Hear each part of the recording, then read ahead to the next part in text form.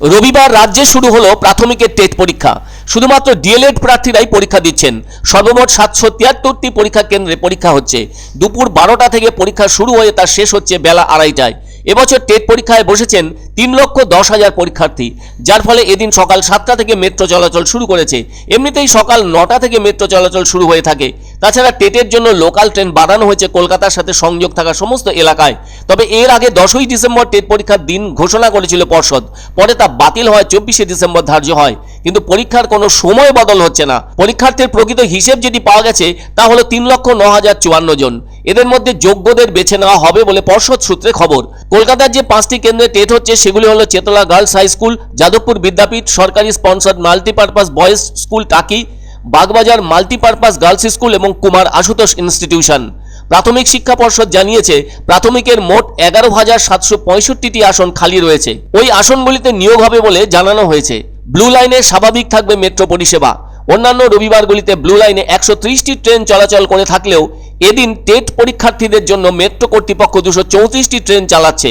এদিনের পরীক্ষার জন্য পর্ষদ আগেই জানিয়ে দিয়েছিল যে কোনো ধরনের লেখা কাগজপত্র, ভাঁজ করা কাগজের টুকরো, কাগজের বিট, জ্যামিতি, পেন্সিল বক্স, প্লাস্টিকের থলি, ক্যালকুলেটর, স্কেল, লেখার pad, pen drive, rubber, lock table, বৈদ্যুতিন পেন বা স্ক্যানার এবং কার্ডবোর্ড নিয়ে পরীক্ষার হলে প্রবেশ করা যাবে না।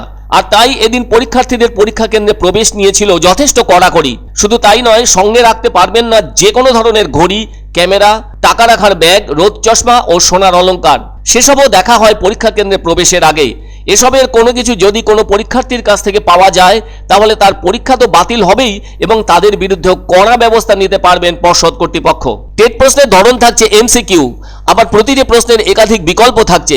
পরীক্ষা হচ্ছে শিশু বিকাশ ও শিক্ষা বিদ্যা, ভাষা 1, ভাষা 2, গণিত এবং পরিবেশ বিদ্যার উপর। প্রতিটি বিষয়ে 30 নম্বরের প্রশ্ন থাকছে। সব মিলিয়ে 150 নম্বরের পরীক্ষা হচ্ছে। ভাষার প্রশ্ন বাদে প্রশ্নপত্র হয়েছে বাংলা ও ইংরেজিতে।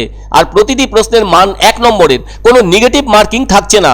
অন্যদিকে পর্ষদ থেকে আগেই জানানো হয়েছিল একজন সাধারণ প্রার্থী 150 নম্বরের মধ্যে 60% বা তার বেশি নম্বর পেলে দ্বিতীয় রাউন্ডের জন্য উত্তীর্ণ হবেন। তবে বিশেষ তালিকাভুক্ত যেমন সংখ্যালঘু, প্রাক্তন সৈনিক প্রভৃতি থাকলে সেই সব পরীক্ষার্থীরা কমপক্ষে 55% নম্বর পেলে টেট পাস হিসেবে ধরে নেওয়া হবে।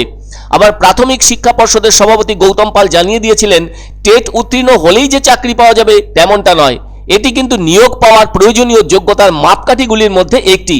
তিনি আরও জানিয়েছেন টেটের শংসাপত্রের কোনো বৈধতার সীমা নেই। তবে একজন টেট উত্তীর্ণ প্রার্থী যদি ভালো ফল করতে চান তাহলে ভবিষ্যতে আবারও টেটে বসতে পারেন তিনি।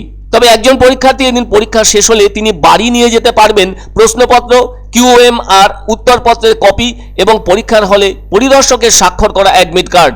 রয়েছে সিসিটিভির নজরদারি থেকে বায়োমেট্রিক উপস্থিতির মতো ব্যবস্থা।